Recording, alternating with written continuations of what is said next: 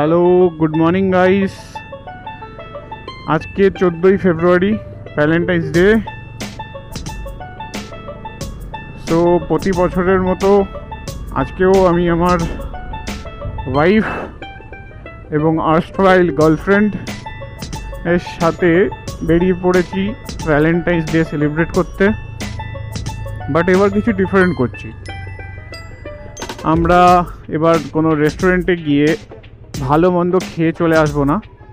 এবারের প্ল্যানটা হচ্ছে যে একটা ছোটোখাটো রাইডে বেরোবো। বেরিয়ে পড়েছি অলরেডি। এখন বাজে সকাল 7:30 কি 7:45 হবে। খড়দায় থাকি, নিজের বাড়ির থেকে জাস্ট আধা 1 কিলোমিটার এসছি এবং নিজের ব্লগটা স্টার্ট করলাম। ইচ্ছে ছিল হিন্দিতে বা ইংলিশে ব্লগ করব, বাট ওয়াইফি ডিয়ারেস্টের রিকোয়েস্টে ব্লগটা আজকে বাংলায় শুরু করলাম। এই প্রথমবার ট্রাই করছি, ভুল ত্রুটি মার্জনীয়। ওহ, ঘড়িটা দেখালো না কটা বাজে, 7:40।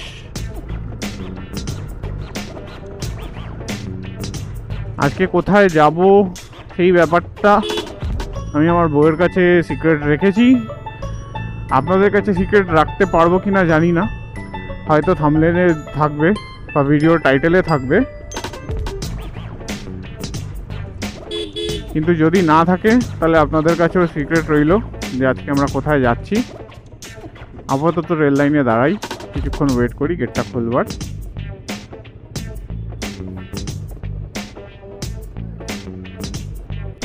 একটা ছোট্ট আপডেট দেওয়ার জন্য আবার ভিডিওটা অন করলাম। আমরা আছি এখন বাড়ি থেকে 12.3 কিলোমিটার দূরে, ট্রিপ মিটারে দেখা যাচ্ছে।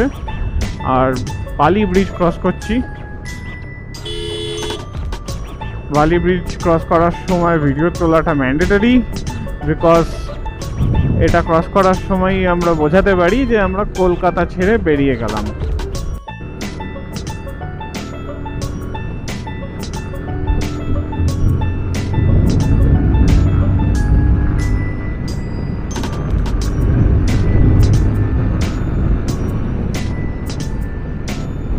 হ্যালো বন্ধুরা, আজকে এই এখন আপনারা প্রথম আমাদের মুখ দেখতে পাচ্ছেন। এটি হচ্ছে আমার বাইক, এতে করেই আমরা এত দূর এলাম। এটি হচ্ছে ইয়ামাহা ফেজার 250 2019 মডেল। এখন আমরা একটু এখানে দাঁড়িয়েছি। এই একটু আগে দেখতেই পাচ্ছিলেন যে এত ফগের জন্য হেলমেটের কাজ, ক্যামেরা সমস্ত কিছু নোংরা হয়ে গেছিলো, সব কিছু ঝাপসা হয়ে গেছিলো। সেগুলো একটু পরিষ্কার করলাম। এখন খাবো বলে একটু দাঁড়িয়েছি। টিফিন নিয়ে এসেছি বাড়ির থেকে। আরে ওটাই তো টিফিন, আমার সাথে আছে মশলা ওটস। মশলা ওটস আছে এবং ডিম সেদ্ধ আছে। একটু হেলথ কনসিয়াস হয়েছি আমরা, বেশ ওয়েটটা বাড়ছিল, ওয়েটটা গেইন করছিলাম, তাই জন্য কমানোর জন্য একটু ওটস খাচ্ছি। আমরা দুজনেই ফুল রাইডিং গিয়ার্সে আছি। অবশ্য ফুল রাইডিং গিয়ার্স বলবো না, নিচে রাইডিং প্যান্টস নেই, জাস্ট নি প্যাডসগুলো আছে। জানি না আওয়াজটা কেমন আছে, সেলফোনের ফ্রন্ট ক্যামেরা দিয়ে তুলছি, আলাদা করে কোনো মাইক লাগানো নেই। একটু জোরে কথা বললেই মনে হয় ভালো হয়, তাহলে হয়তো শোনা যাবে। যাই হোক, আমরা খেয়ে নিই, 5 মিনিট রেস্ট নিই। এখন বাজে হচ্ছে আপনার 9:20, সকাল 9:20। বাড়ির থেকে বেরিয়েছি 1.5 ঘন্টা মতো হয়েছে, প্রায় 65-70 কিলোমিটার চলে এসেছি। এখনও কোথায় যাচ্ছি উনি বুঝতে পারছেন না, ওদেরকে বলিও নি। আচ্ছা, বলা হয়নি আমার নাম দেবদীপ। তো খেয়ে নিই, খাওয়ার পরে দেখা যাবে কোথায় যাওয়া যায়। এখনও বলা হয়নি যে কোথায় যাচ্ছি। আপনারাও দেখুন, উনিও জানতে পারবেন। একটু পরে দেখা হচ্ছে আবার গাড়িতে। স্মল আপডেট বন্ধুরা, আমাদের আজকের জার্নির 101 কিলোমিটার কমপ্লিট হয়ে গেছে, 101.7 টু বি প্রেসাইজ। আমরা এখন দুপাশে সুন্দর ক্ষেতের মাঝখান দিয়ে একখানা খালি রাস্তা দিয়ে যাচ্ছি। রাস্তার কন্ডিশন খুবই ভালো। আরামবাগ থেকে অলমোস্ট 15 থেকে 16 কিলোমিটার আমরা এগিয়ে এসেছি। এই রোডটা হচ্ছে গড়বেতা রোড। এরপরে আশা করছি আর বলতে হবে না যে কোথায় যাচ্ছি, তাই এবার বলেই ফেলি। আমাদের আজকে প্রথম ডেস্টিনেশন হচ্ছে গনগনি। গনগনি পৌঁছাতে এখনো অলমোস্ট 40 কিলোমিটার বাকি। 1 ঘন্টা 7 মিনিট সময় লাগবে গুগল ম্যাপস বলছে। এখন আমরা থরলি রাস্তাটা এনজয় করছি। অসাধারণ সুন্দর রাস্তা, গাড়ি ঘোড়া একদম নেই বললেই চলে। সুন্দর ওয়েদার, ফুটফুটে রোদ উঠেছে। কথা জড়িয়ে যাচ্ছে দাদা, কিছু মাইন্ড করবেন না, অতটা অভ্যেস নেই ক্যামেরাতে কথা বলার বা ব্লগ করবার। অনেক জোরে হাওয়া চলছে, জানি না কতটা ভালোভাবে সাউন্ডটা ক্যাচ করবে, তবে ওকে। স্পিড সুন্দর 80 মতো মেনটেন করা যাচ্ছে। সময় হলো 10:40। 3 ঘন্টার কিছুটা বেশি হয়েছে আমরা বেরিয়ে গেছি বাড়ির থেকে। 8 ঘন্টার একটা ছোট্ট ব্রেকও নিয়েছিলাম আরামবাগের 10 কিলোমিটার আগে, যখন আমরা ব্রেকফাস্টটা সেরেছিলাম। বেশ ভালোই গাড়ি চালাচ্ছিলাম, হঠাৎ করে রাস্তায় একটি ঘোড়া দেখে দাঁড়িয়ে পড়লাম। ঘোড়া অত সহজে আমাদের এখানে দেখা যায় না। দাঁড়িয়ে আছে, ঘাসও খাচ্ছে না, কিছুই করছে না। দেখে নিলাম, ভালোই লাগলো। বেশ নতুন কিছু দেখতে পেলাম। গায়ে হাত দিতে ভয় লাগছে, যদি চেঁচে একখানা লাথি মেরে দেয় এখানেই কাজ শেষ হয়ে যাবে। আমার বউয়ের, আমার বাইকেরও হয়ে যেতে পারে, তাই আর চান্স নিলাম না। এগোই, আবার পরে কথা হবে। আমরা গনগনির এখন খুবই কাছে আছি গুগল ম্যাপস অনুযায়ী। 6.5 কিলোমিটার রাস্তা বাকি। দেখতেই পাচ্ছেন রাস্তাটা নতুন হয়েছে, জাস্ট নতুন পিচের রাস্তা। বালি দিয়ে পিচটাকে ধরানোর চেষ্টা হচ্ছে। খুব অল্প কিছু গাড়িও দেখলাম আসবার সময় এদিকে আসছে, তারাও জিজ্ঞেস করলো, আমরাও জিজ্ঞেস করলাম কোন দিক দিয়ে যাব। ম্যাপ দেখে অতটা বোঝা যাচ্ছে না, একটু বেশি আগে বলে ফেলেছিলাম যে রাস্তা হয়ে গেছে, কিন্তু না, রাস্তা ওইটুকুই হয়েছিল যতটা দেখলেন। তারপরেই এই অবস্থা। গনগনিটা যাবো কোন দিক দিয়ে বুঝতে তো পারছি না, ওই দিকেই মনে হচ্ছে। গুগল ম্যাপসটাও এখানে ঠিকঠাক চলছে না, এটাই হয়ে গেছে ঝামেলা। গুগল ম্যাপসটাও যদি চলতো এত ঝামেলা হতো না। ম্যাপে খালি বলছে সোজা যাও, ডান দিক যাও, বাঁ দিক যাও, কিন্তু ম্যাপের মধ্যে ব্লু মার্কিংটা যেটা থাকে সেটা নেই। সব গাড়ি তো এখানেই দাঁড়িয়েছে, তাহলে কি গনগনিটা এখানেই মনে হচ্ছে। হ্যাঁ, বাইকটা নিয়ে কতদূর যাওয়া যাবে সেটাই ভাবছি।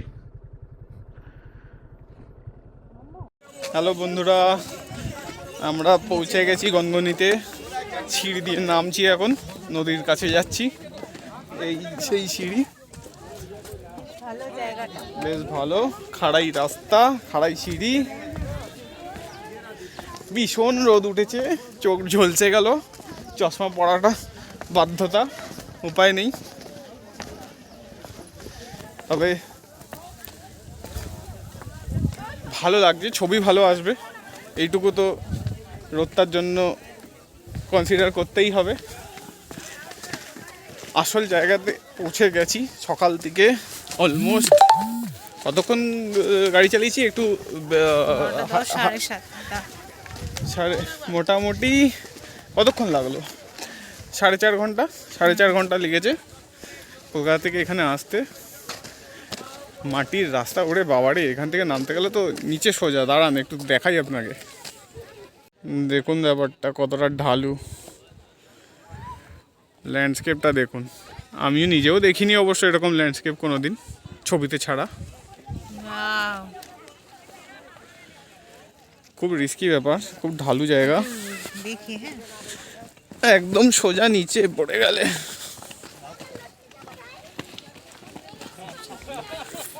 দেখিস রে, জুতো স্লিপ খায় না তো? বাহ,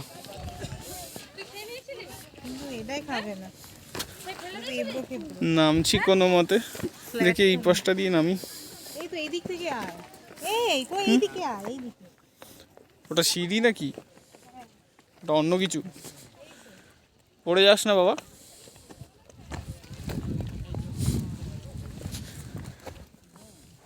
বয়স্ক লোকদের পক্ষে নামাটা একটু অসুবিধা, রাস্তাটা এমন। দেখ নেমে গেছি, এতটাই এরকম ছিল। দেখেছেন ব্যাপারটা, খুব একটা সুবিধের নয়, একটু ডেঞ্জার বলতে পারেন। গনগনির একদম ভেতরে চলে এসেছি আমরা, এবং এই হচ্ছে সেই ল্যান্ডস্কেপ, সেই বিখ্যাত landscape grand canyon of Bengal. এমনি এমনি বলা হয় না। দারুণ।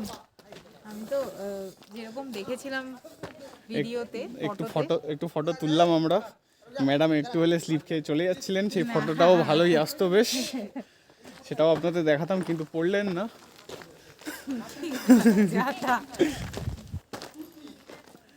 এখানে একটা ছোট্ট ন্যাচারাল কেভের মতো হয়ে আছে, সেই কেভটার দিকে যাওয়া যাক একটু।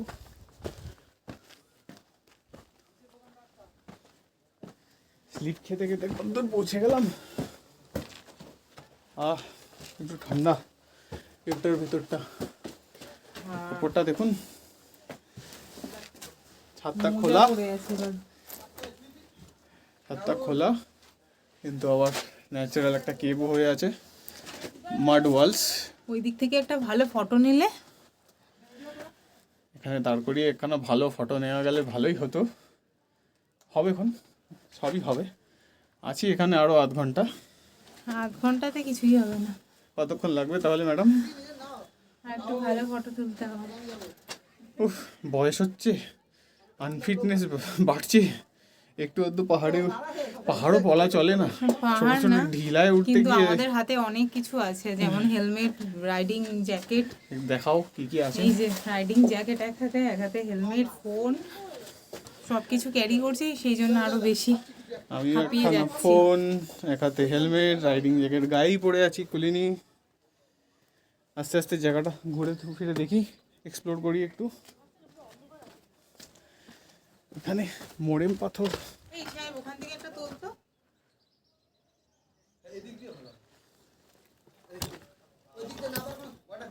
হ্যালো বন্ধুরা, আমরা এখন নদীর পাড়ে চলে এসেছি। এই সেই নদীর পাড়। নদীতে একদম জল নেই, লোকে হেঁটে হেঁটে মাছ পুকুরে চলে যাচ্ছে, মাছ নদীতে চলে যাচ্ছে। আমার হাওয়া দিচ্ছে, সুন্দর হাওয়া দিচ্ছে, সুন্দর হাওয়া দিচ্ছে। পাড়ে একটু নোংরা আছে, হাওয়ারই কথা। মানুষ এখানে স্নান করছে, মাছ ধরছে, কাপড় কাচ্ছে, হাওয়া দিচ্ছে, সুন্দর হাওয়া দিচ্ছে, বেশ ভালো লাগছে। এত গরম। সেই গনগনির বিখ্যাত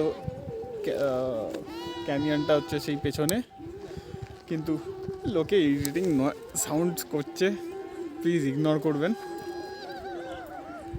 আমরা প্রায় ঘন্টা দেড়েক ধরে এখানে আছি, যত ফটো তোলবার ছিল তুলে নিয়েছি, মাঝে মাঝে একটা তো ভিডিওও করছি।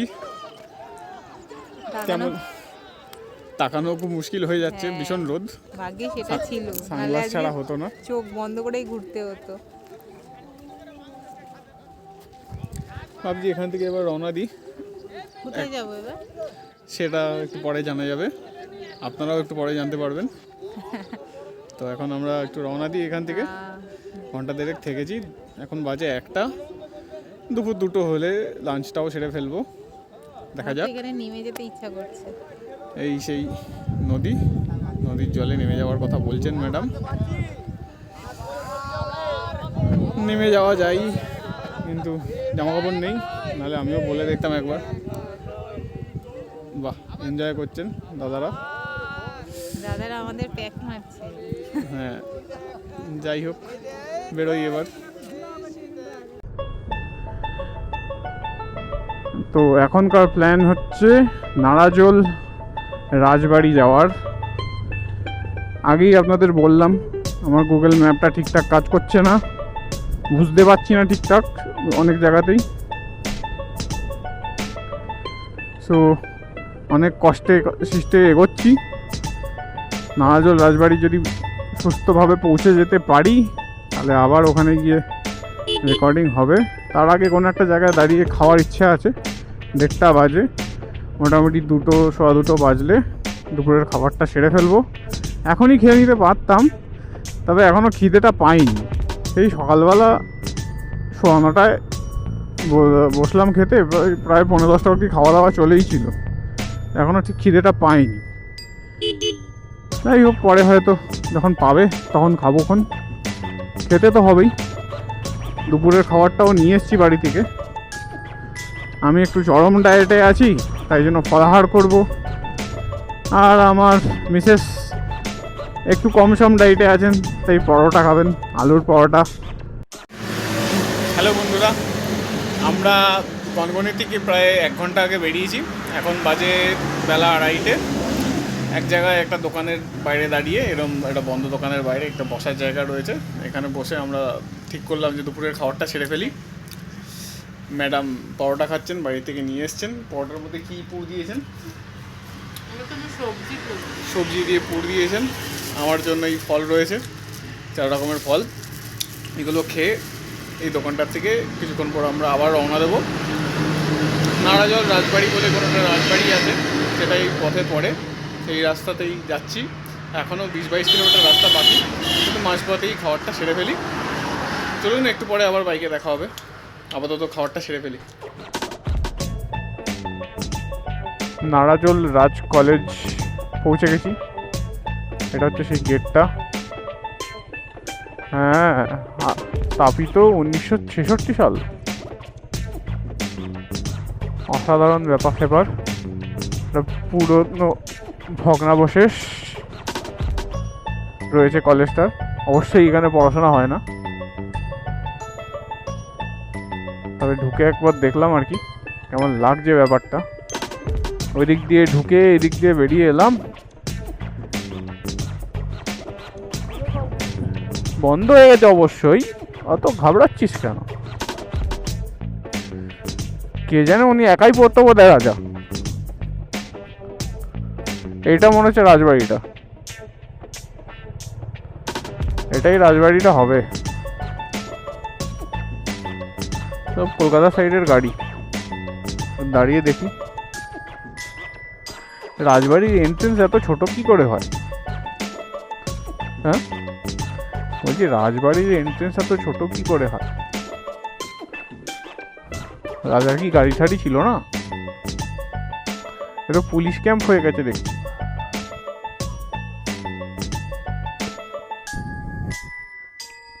এটা কি এখন পুলিশ ক্যাম্প হয়ে গেছে?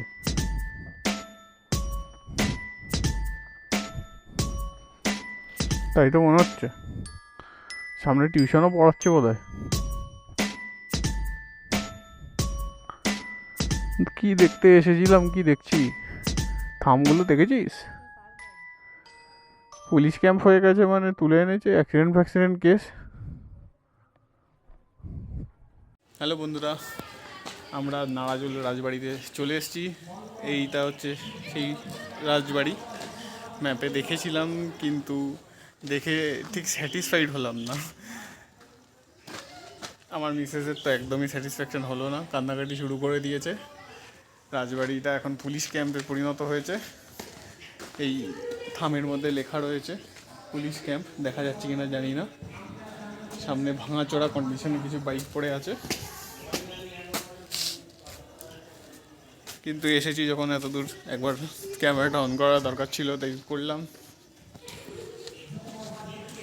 পুরনো কিছু ধ্বংসাবশেষ রয়ে গেছে রাজবাড়ির, দেখে বোঝা যাচ্ছে রাজবাড়ি বটে। হ্যাঁ, এটাও মনে হচ্ছে রাজারই কোনো জায়গা, বোঝা যাচ্ছে না। ওই ভেতর দিকটা আরেকবার একটু ঘুরে গিয়ে দেখে আসি কিছু আছে কি না দেখার মতো। না, লোকজন বসবাস করে, দালান বাড়ি টাইপের ভেতরে কিছু একটা রয়েছে,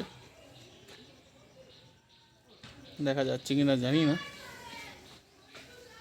অনেকটাই জায়গা আছে, কিন্তু ভেতরে ঢুকে লাভ নেই ভাই, পুলিশ ক্যাম্প বলে কথা, পুড়ে দিতে পারে, তাই ছেড়ে দিচ্ছি।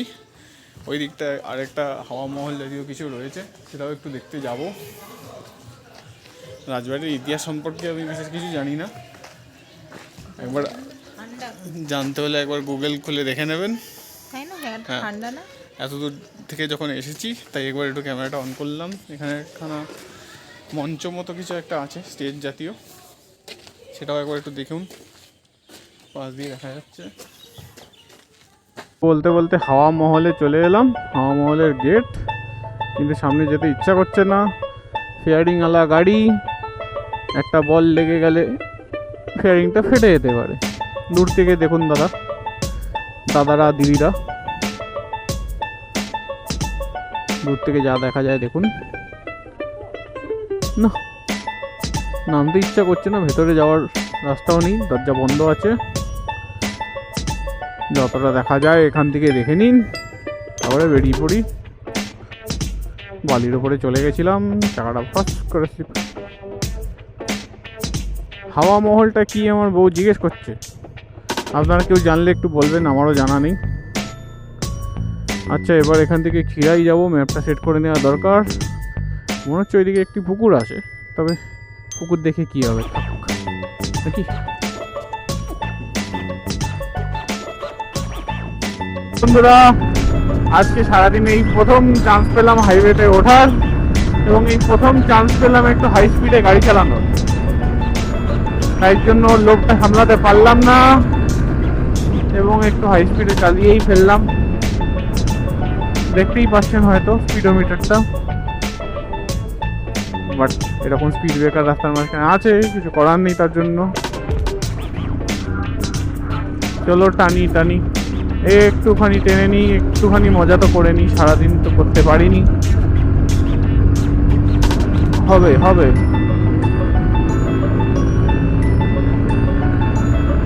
হাইওয়ে, এখানে না হলে কোথাও না।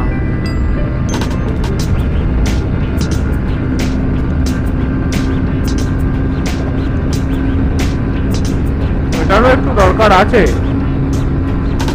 সারাদিন সেন্সিবলি চালালে কি করে হবে? আমরা রাইডার, আমাদের একটু ক্রেভিং তো হয় কখনো একটু জোরে চালানোর। বহুদিন পর বলবো না, মানে আজকের দিনের রাইডে এটাই প্রথম সুযোগ। আর সামান্য একটু প্রয়োজন আছেও, কারণ খিরাইতে আমরা যাচ্ছি। তো অ্যাকর্ডিং টু গুগল, খিরাই 5:30টার সময় বন্ধ হয়ে যায়, খিরাইয়ের ফ্লাওয়ার গার্ডেন। এখন অলরেডি বেজে গেছে হচ্ছে 4:30। তো অন্তত আধ ঘন্টা টাইম যদি ওখানে না পাই, তাহলে ঘুরে কি মজা আসবে? I don't think so. তো এখন একটু টেনে নিই, পৌঁছে যাই, ফেরার সময় সেন্সিবলি চালাবো।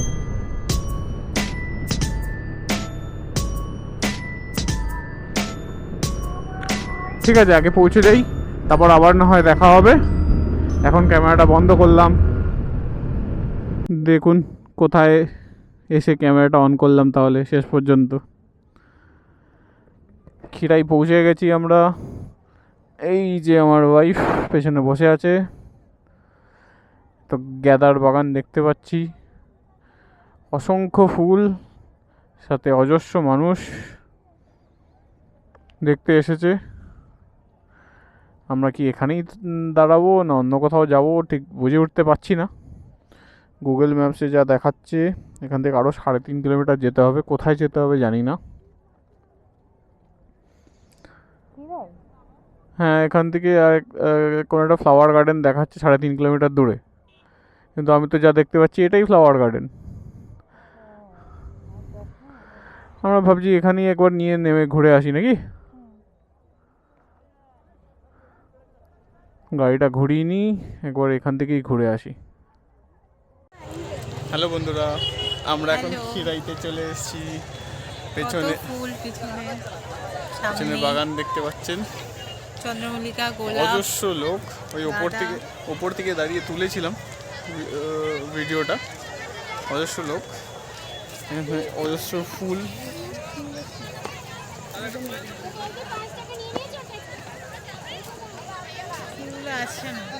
ফুল আসবে, সব ফুল আসবে। ওপর দিয়ে গিয়ে আরেকবার তুলে নেবো। খুব তাড়াতাড়ির মধ্যে এখানে দেখে সেরে বেরিয়ে যেতে হবে। এখান থেকে অলমোস্ট 2 ঘন্টা 40 মিনিট টাইম লাগবে বাড়ি ফিরতে।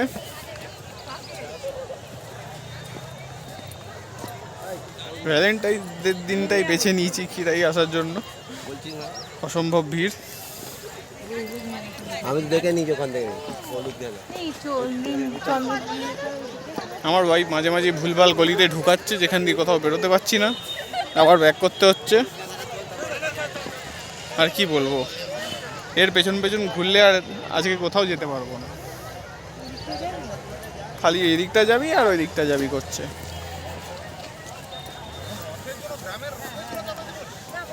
তবে ভালো লাগছে কিন্তু ফুলের বাগানের এরকম কিছু বাগান আছে, তবে এতটাও না। খেপে গেছে আমার বউ, বলছে ছাদের বাগান আর এই বাগান নাকি সমান। কিছু মাইন্ড করবেন না, পেটে অনেকক্ষণ খাবার দাবার পড়েনি, উল্টো পাল্টা বকছে।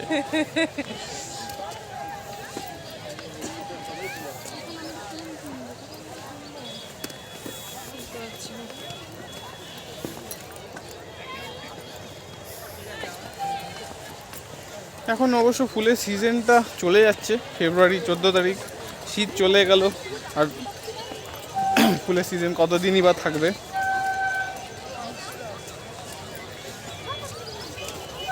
জায়গাটা একদম রেল লাইনের ধারেই, 5 রেল লাইন মনে হচ্ছে।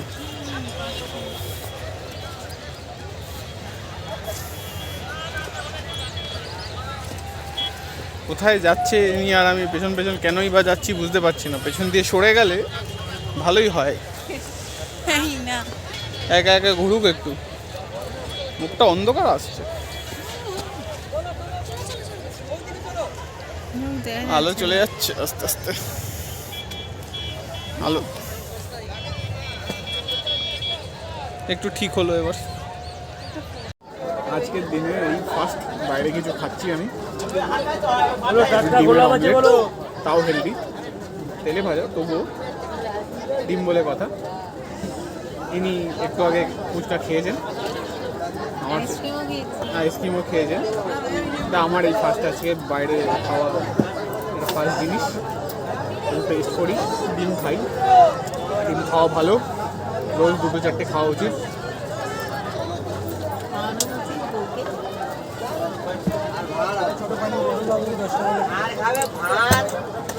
খাওয়াটা সারি, রওনা দিই বাড়ির দিকে।